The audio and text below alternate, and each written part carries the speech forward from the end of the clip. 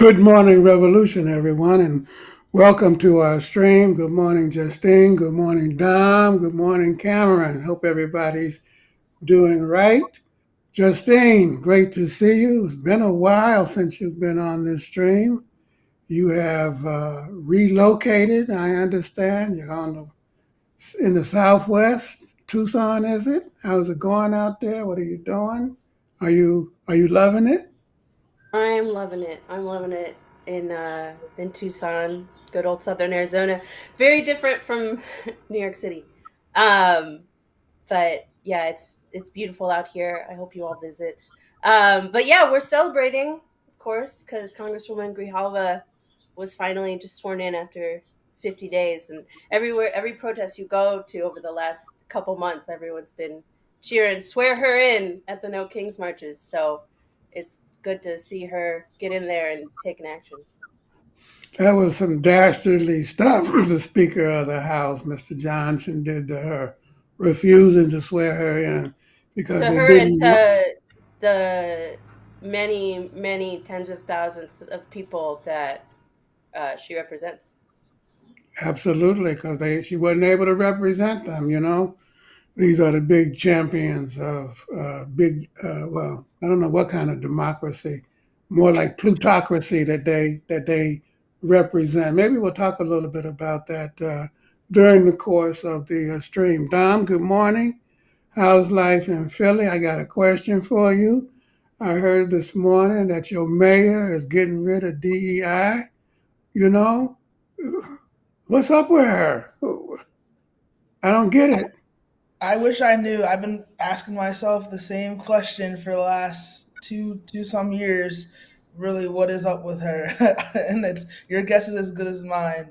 But hopefully, we have a moment like you's had up in New York and in 27, because that's when she's up for reelection. So, like I said, your guess is as good as mine. But we had a really good rally for Starbucks workers last night, last yesterday evening, with a lot of really progressive politicians like our Working Families Party city council member Nick O'Rourke, who gave a really good speech. So not all is so gloomy over here, even though she's Sherelle. Yeah, I mean, I don't get it. 27 is the election. Are you running against her for mayor? Mayor Dom? Is that a possibility? I could say, watch this space. Maybe I will. Maybe we'll have our own Mom Donnie moment here Watch in it. All here in right. Philadelphia. All right. I mean, we'll be watching. Cameron, Mr. Detroit, how's life? You've been following the Starbucks strike for you write sometimes for the PW, you know, how did it go? Or how is it going? It's going good. 10,000 workers went out on the picket lines on Red Cup Day. It's another Red Cup rebellion. And the picket lines, from the reports from the comrades, are lively, militant, and we even have our own special edition, a strike paper that the Labor Commission and the People's World put together that's making its rounds throughout the country and getting really good feedback on it. Really proud of the work the Labor Commission activists put into making the strike paper possible and printing it and distributing it. We need to do a whole lot more than that. I saw it. It was impressive. Congratulations. Well, let's get started. We are talking today the aftermath of the shutdown. Aftermath of the shutdown. And once again, a section of the Democrats caved in. I mean, Schumer, the first time around, gave in without a fight. And now, because of the public anger and and and resentment of the Trump administration, they at least had their fingers somewhat on the pulse of the broader working class public. They said that we're going to fight to save the subsidies, and then unless you agree to have to extend them, we're gonna stay out. And they say it was the longest shutdown in history, but at the end of the day, they capitulated. 8 of them, including seven Democrats and one independent. Um, Cameron, let's start with you. Um, as I said, there was obviously huge support in the country. You know, a lot was at stake. Folks' health care. In your opinion, who were the winners? Who were the losers? Or was it a tie? Well, the losers in this was the American people, particularly those who rely on the Affordable Care Act and Medicaid for health care. The losers of the shutdown were federal workers and their unions going and working without pay, the layoffs instituted over the course of the shutdown. And the winners was the capitalist class, the airline industry, the for-profit healthcare industry, the insurance industry. So yeah, it was a test of class politics, I think, for the working class, and unfortunately, the capitalist class came on top. Hopefully, we can get more into that throughout the stream, but that's what I think so far. So, Dom, you work in the healthcare industry. You work as a nurse. Do you think it's settled now? I mean, there's such strong sentiment in the country, and the GOP ain't stupid, even though they do stupid things from our point of view, but they're smart things from the big business point of view. Is it over? Did the capitalists win? And did the working class lose yet? Can we say that? What's your opinion? Well, in healthcare, these sorts of things have really profound ripple effects, and can carry on for months to even years. I had a friend of mine tell a personal story that her newborn baby had to go without really critical vaccines because of the shutdown and not being able to get her kid covered through Medicaid. And she had to pay out of pocket for those vaccines, and that sort of thing. Paying for healthcare out of pocket it's expensive. It's extremely expensive for people, even working people who may not even be on necessarily on Medicaid. Paying out of pocket costs. So yeah, these sorts of things will have profound ripple effects throughout the foreseeable future, and that gives working people room to really not just fight for a reformed healthcare system where profit it's not so profit driven, and we can people who need the healthcare can get it without breaking their banks, but other sorts of struggles as well, just to show the whole show that the whole system is unfair, not just within the realm of healthcare. It's the whole for-profit system in every industry that really is making people poor and making people not be able to make ends meet. Justine, I think that Cameron and Dom are checking me, and they're implicitly saying, Joe, you are formulating the question incorrectly. This is not a battle at the top. We have to formulate it in a class way. And is it, in your opinion, that the issue is settled and that the working people have lost, or are there still big fights to fight, and we have to kind of wait and see how it plays out? Well, there are always big fights to fight.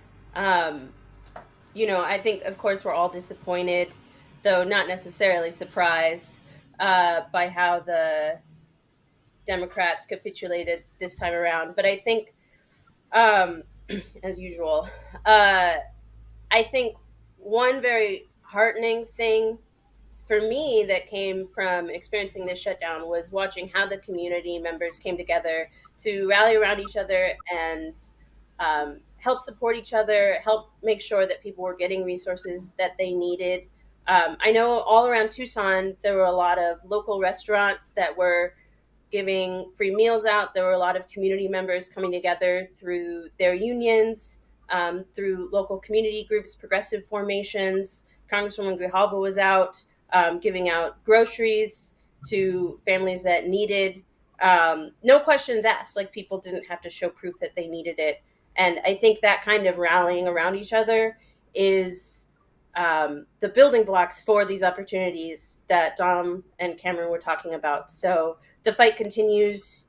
And I think that while the capitalist class, uh, sort of came out on top this round in some ways, they definitely need to prepare themselves for the fight that's coming.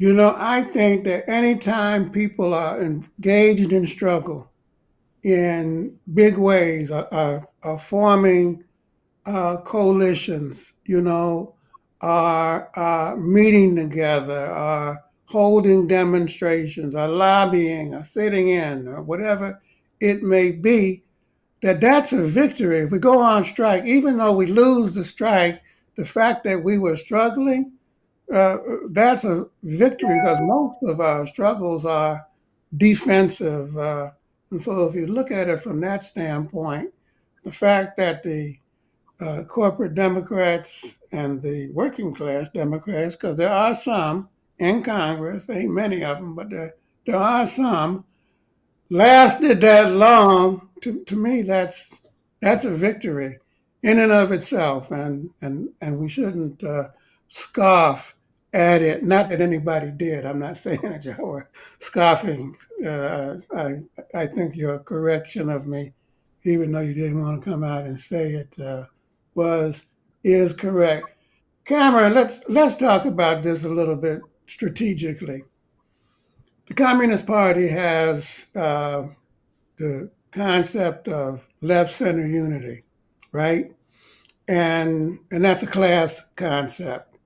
We talk about the need for unity of the left and the center in the class generally, and in particular in the trade union movement, right?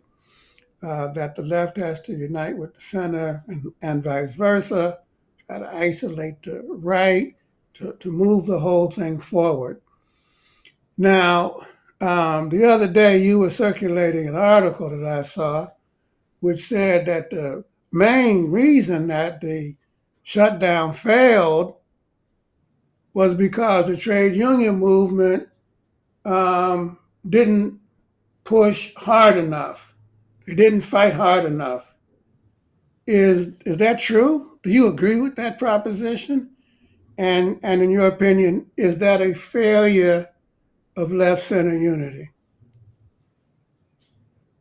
I think there's instances of the trade union movement certainly failing. I mean, I think that the president of the American Federation of Government Employees caving and calling on the Democrats to settle without a promise or movement on healthcare was certainly a failure. He went against the interests of not only the workers he represents, but also the entire working class. And the Federal Unionist Network, a rank and file formation within the federal workers, put out a press release basically saying, you don't speak for us, we will gladly sacrifice, our income temporarily because it's in the interest of the whole working class.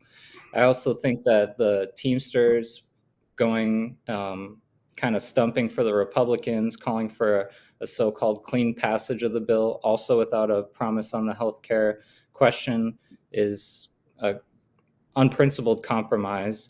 And then the larger trade union movement, yes, there are progressive formations right now, the nurses, SEIU, some elements of the UAW were pushing especially hard on the healthcare question, but overall, you didn't really see much movement. So yeah, I mean, even though a lot of times in the trade unions, we have our healthcare in our union contracts, just because it's not reliant necessarily on the ACA or Medicaid, the premiums are still going to go up regardless of what kind of happens, because the hospitals are still going to try to get their money. Workers are going to go in and being unable to pay, through insurance, or even pay the extreme amount of money it costs to get basic health care in this country. So the rest of the workers are going to have to basically pay it through higher premiums, because the health insurance companies and the hospital conglomerates will not sacrifice any dip in their profits. Let's try to build on the question that I just posed to Cameron. This capitulation, what surprised me was that it happened after the election. After the election, when the GOP, the MAGA forces, got a butt whooping, up and down the street, all over the country. There was such momentum. So, looking at Philadelphia, where you live, was the problem that in spite of the tremendous sentiment expressed by the people. I mean, in New Jersey, right next door to you, governor's race, she won by double digits almost. So was it? I'm thinking that maybe the negotiations were too much in the suites, in the corporate suites, and there wasn't enough mobilization in the streets. Is that part of the problem? Yeah, I think it's on the one hand, I think people were mobilized because we had elections too. It wasn't a big election. We reelected our progressive DA, which was great.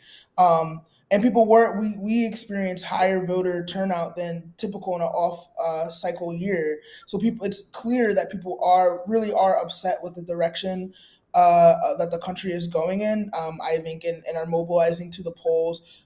Were mobilized to the polls because of that. But like you said, there wasn't a lot of popular demonstrations around the issue, which I think is unfortunate because it clearly people are upset and people were upset and invigorated and felt mobilized to do something about it, and what they could do at that time was go and vote. And the funny thing about the Democrats, capitulating, like, days after the election is, I remember a time when the Democrats wouldn't use any leverage that they had before elections to get the results that they wanted.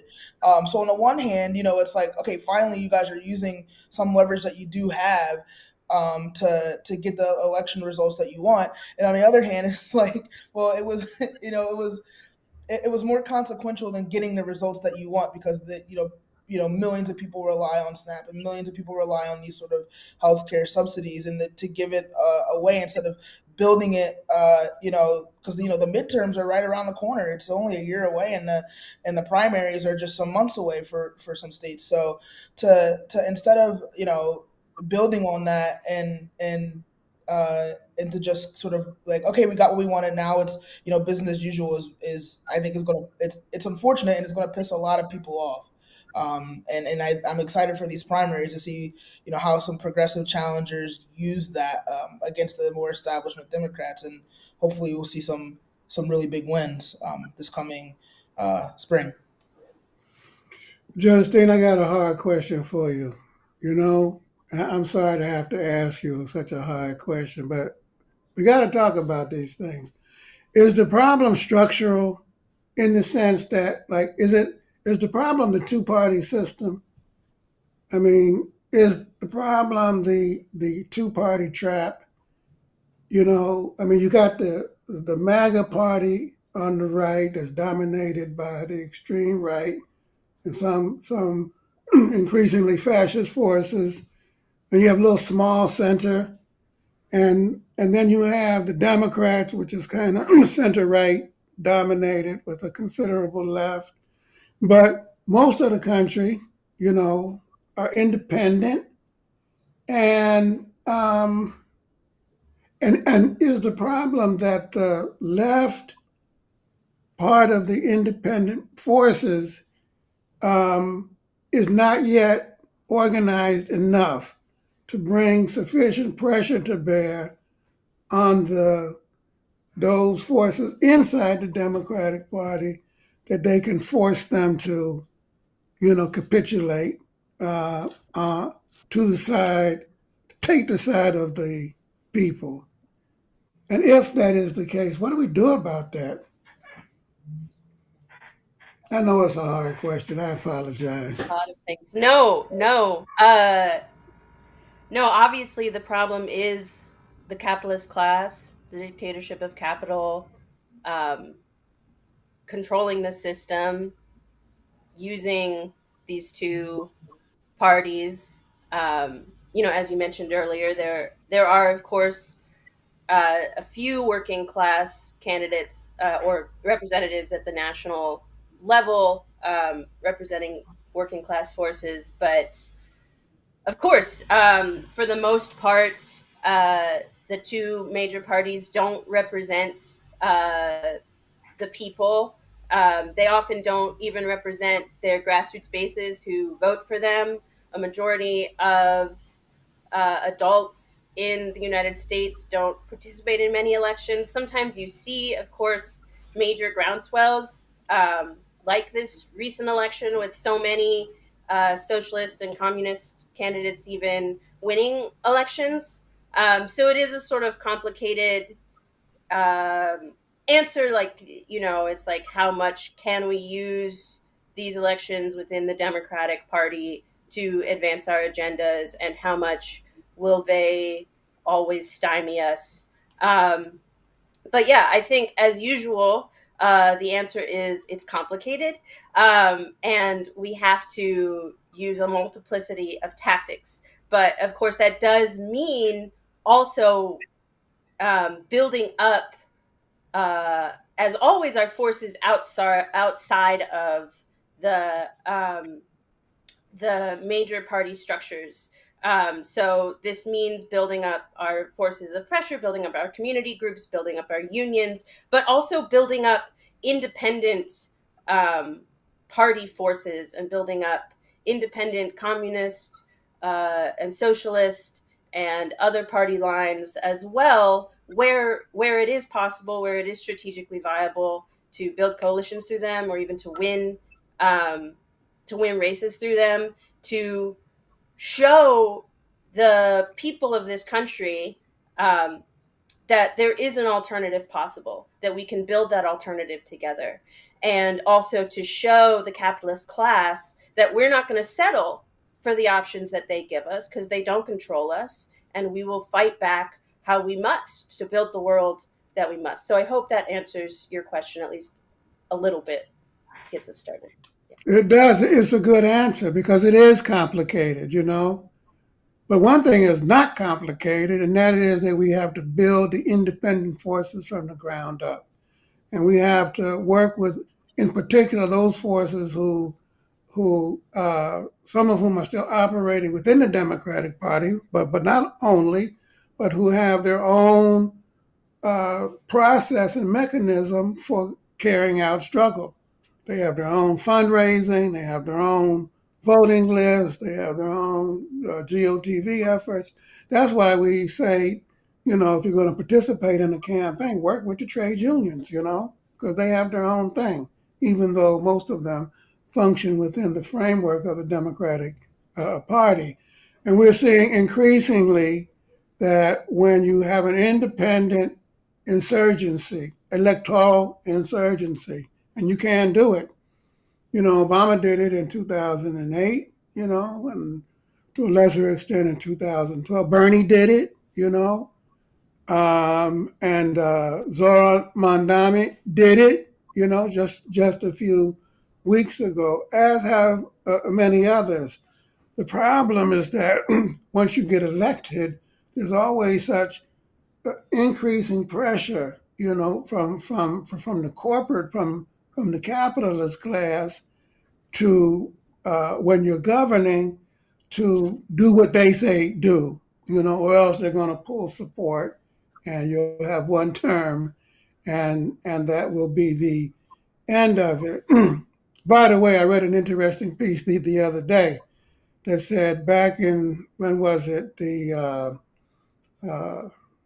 80s when the Mitterrand government, socialist government, was elected in France and the Communist Party came into that government, international capital made a decision to have a capital strike, that they stopped or slowed down the flow of capital into France, which then compelled the socialist government to pull back on all of the working class things that they were planning to do, and they ended up having to uh, institute austerity measures.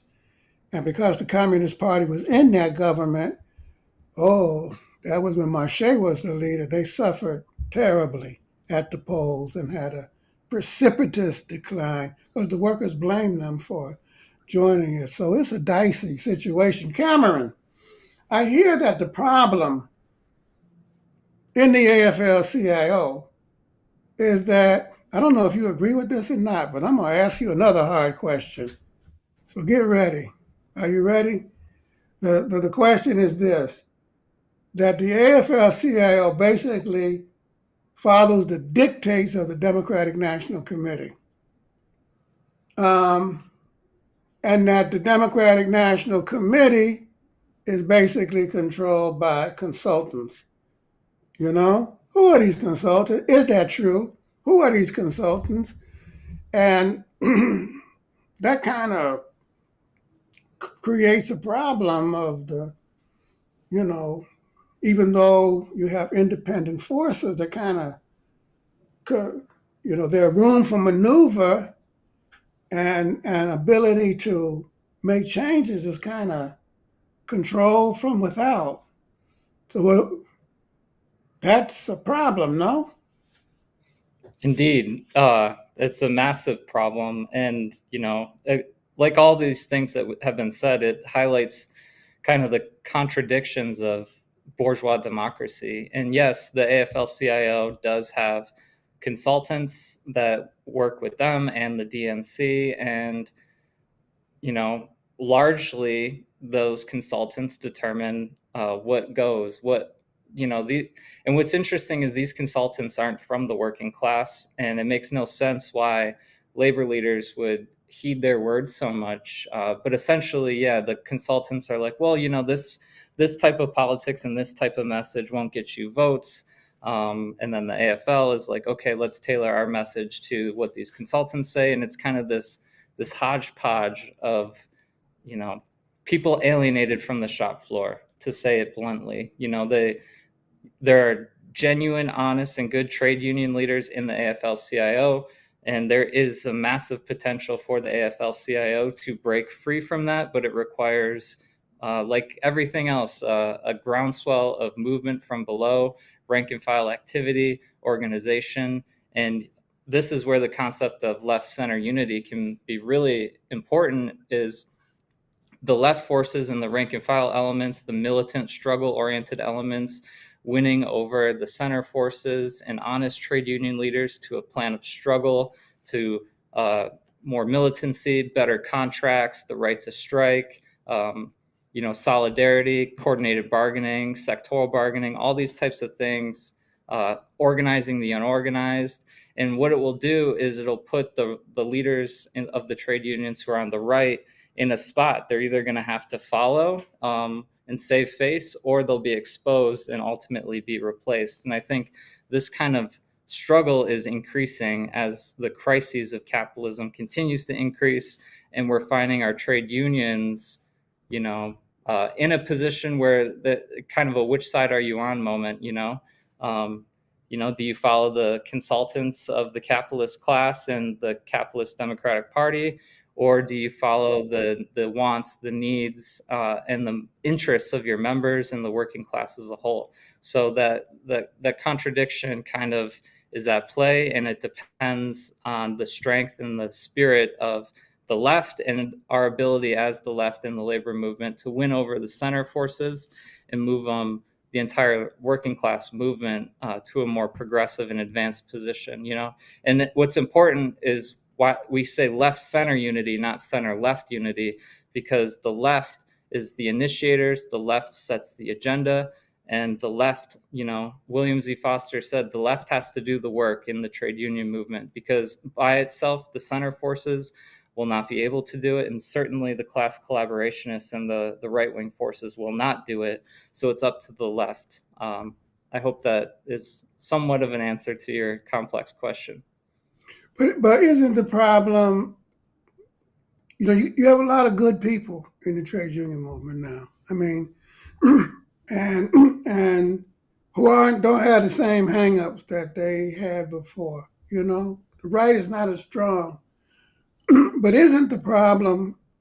We have a study group in New York, and we're studying Lenin and Party of a New Type, and he talks about the problem of economism in the labor movement. That they're too focused on trade union issues, on narrow economic. They don't see the broader picture. Don't see the class as a class with its own interests and modalities, and don't take into account the interests of the class as a whole. And so, isn't the problem, Dom, that the left isn't big enough? And then I'm going to ask you the same question, Justine. And then I'm going to come back to you, Cameron, and then ask you the same question. And not only is it not big enough, but is it not Marxist enough? Or let me even sharpen the question further. Is it not Marxist Leninist enough so that it has that revolutionary outlook? Dom? Yeah, that's exactly what I was going to say, is that I think, number one, the left isn't big enough, and to the extent that it exists and is working within the trade union movement, it isn't it has sort of tailed these sort of economistic trends that exist within the trade union movement. Um, I've witnessed it, and it's so frustrating, from Bernie Sanders, for example, when he talks about how the Democratic Party is, quote unquote, too woke or is too caught up in identity politics. It really grinds my gears, because, um, to a certain extent, what he calls identity politics is certainly not, what we called identity politics. And also, some of these sort of political issues are really important, like the issue of racism under Trump, and the understanding that the attack on federal workers is an attack on black workers, because of how many black people do work for the federal, like my mom, for example, is a federal worker.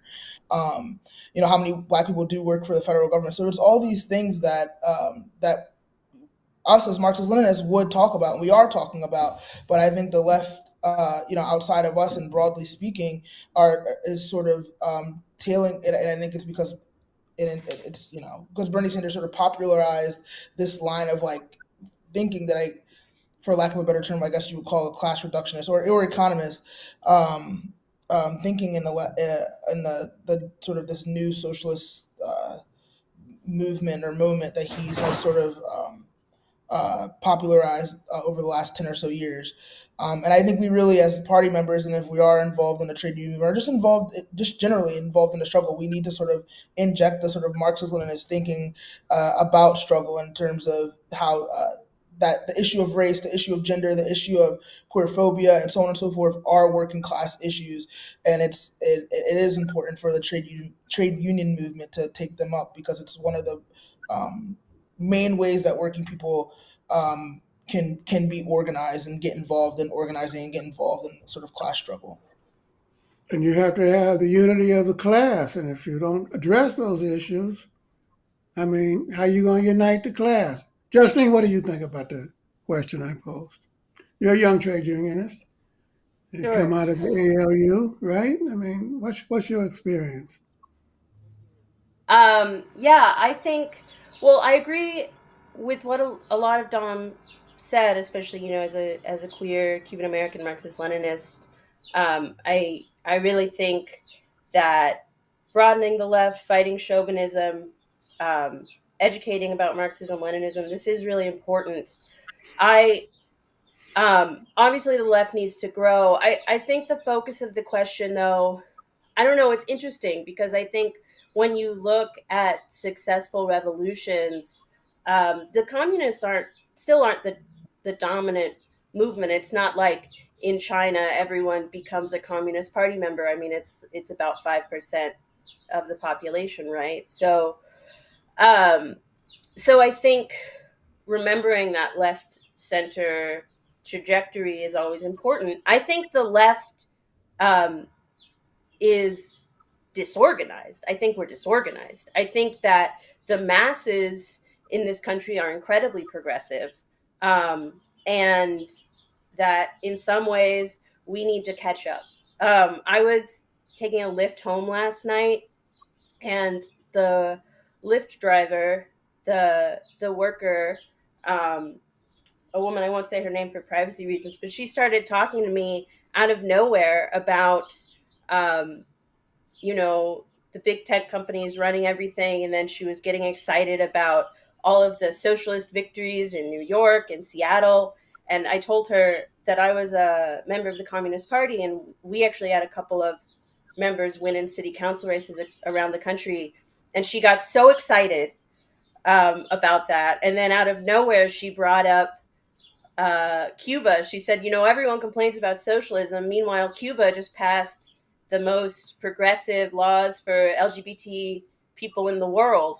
Um, and this is someone who's not involved in any left party or any left organizing. She's just a worker who educates herself. And I think you're seeing a lot of that in the US right now over the last 10 years, over the last 5 years, particular.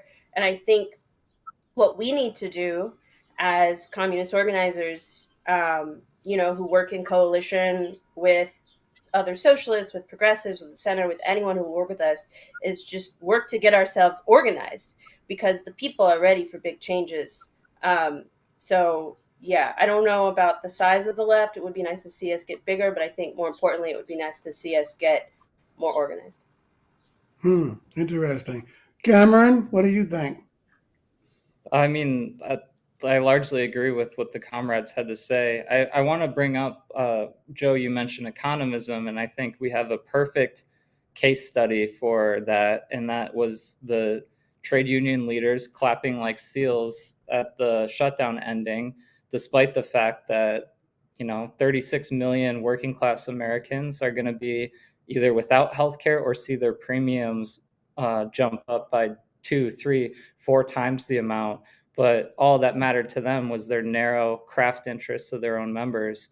And that is class collaboration, that is right-wing capitulation, and that is why we need an organized, as Justine said, strong left, and also a militant communist party that can move people on Marxist-Leninist principles and strategy and tactics and organization, as Dom was saying. So I just wanted to add that in the mix. I thought the comrades handled the question great. One of the big debates in the international communist movement when the Soviet Union was formed and there was that separation between the Second International and the Third International, and the parties that were forming the Third International, who were so angry at the opportunism in the Second International. They veered way to the left. And then, in preparation for the Second Congress of the Comintern, Lenin wrote that famous left wing Communism and Infantile Disorder. Everybody read that, right? And then a year later, they had the Third Congress of the Comintern. And there were two issues that were put forward in that meeting. One was that we had to build united fronts around issues, focusing on ensuring that the crisis that was existing in each particular country and worldwide was solved not on the backs of the working class, but that we made the rich pay. so that it didn't strengthen capitalism, but that it weakened capitalism. And number two, that the parties had to win over the majority of the working class.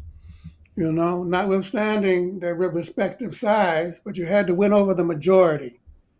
And without that, you couldn't go forward, And so you had to be able to develop a unified line, and you had to be able, through struggle, to convince people that you had a plan and that it was the right plan in order to move forward. Well, I have one more question, but I think the last one was very interesting and provocative, so I'm going to leave it there. And we're going to take up our mailbag question before we end, which also I think is quite interesting. And here's the question. What is the party's opinion on the idea that communism inevitably leads to dictatorship? Considering historical examples, what would you say to debunk or fight that idea? Anybody want to take a shot at it?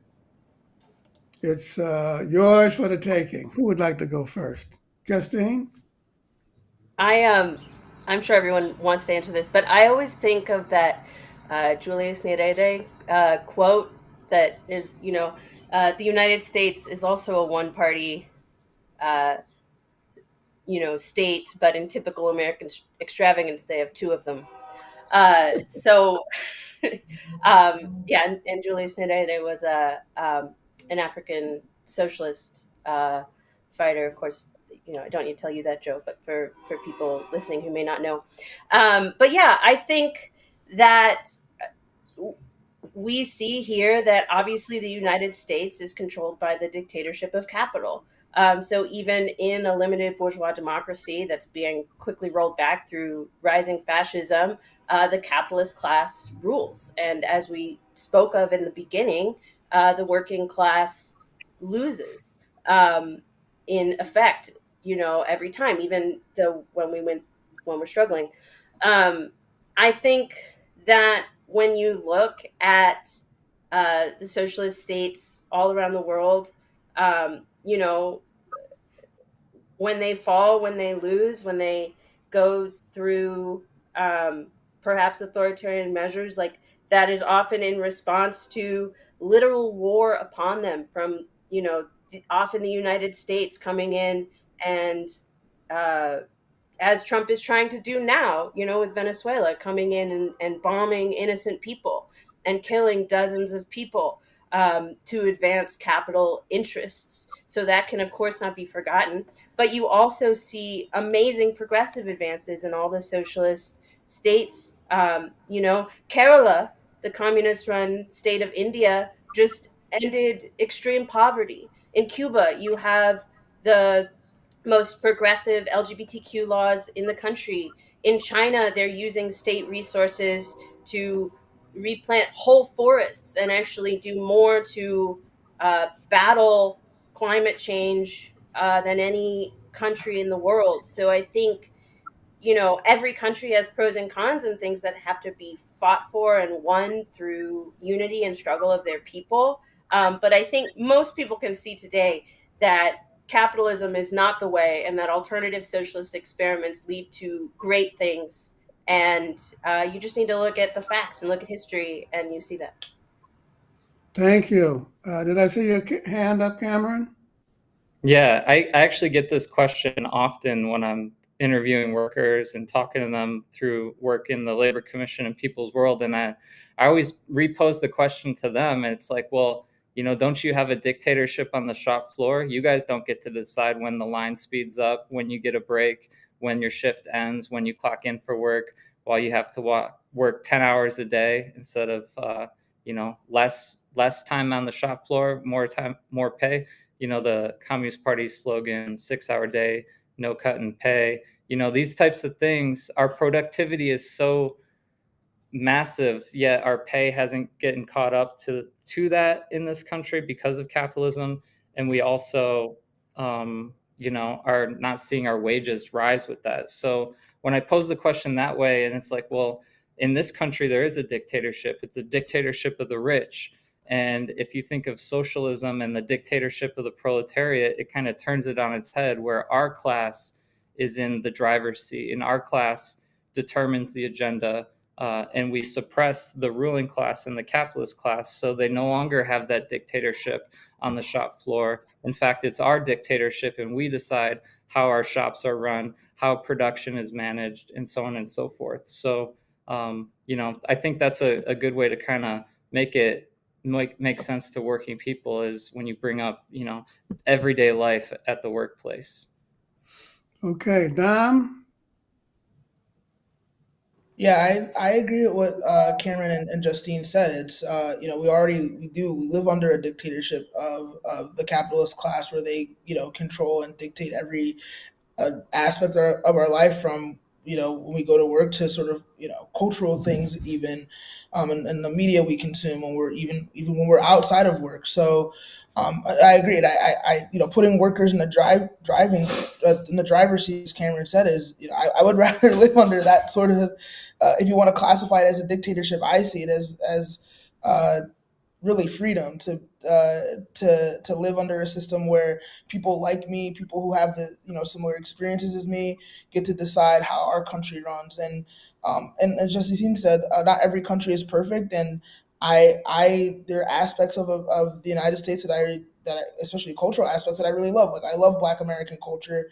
And I love Philadelphia, which doesn't exist outside of the United States, and I don't know if it even could.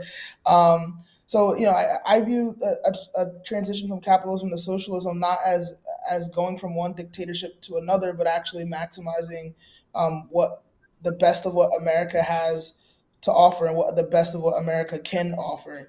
And actually, because the best parts of America come from the working class, and are rooted in working class culture, in my opinion. So I think it's just maximizing that. I don't view it as a dictatorship. I view it as finally being free, and being in control of politics, the economy, and culture, and our country, and not being bogged down by the constraints of capitalism. Good answers. I would say that the struggle for socialism in this country is inextricably linked with the struggle for democracy, you know, for voting rights, for the right to organize a union, right to health care, right, women's rights, abortion rights, uh, the right to live free of police violence and terror. And there's no party, no group of people in this country who have a greater claim than to understand the need to fight for democracy than the communists. Because we have been shut out, shut down, jailed for thinking and teaching, uh, fired from our jobs, you name it.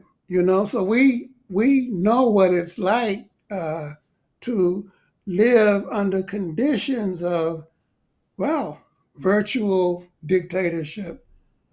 And that's why Gus Hall and Winston and the rest put forward the idea that we must fight for a Bill of Rights, socialism, a constitution, and a Bill of Rights, which guarantees the right of working people to live and breathe and perform and and be able to express ourselves not only in the political life of our country, but also in the economic, social, and cultural life of our country, and to be able to control and direct it. So that's my position, and doggone it, I'm sticking to it. Thank you all very much for joining us this morning. It's been a great conversation. Until next week, we'll see you again on Good Morning Revolution. Stay strong, stay safe, and whatever you do, stay in the fight. Bye, Justine. Bye, Dom.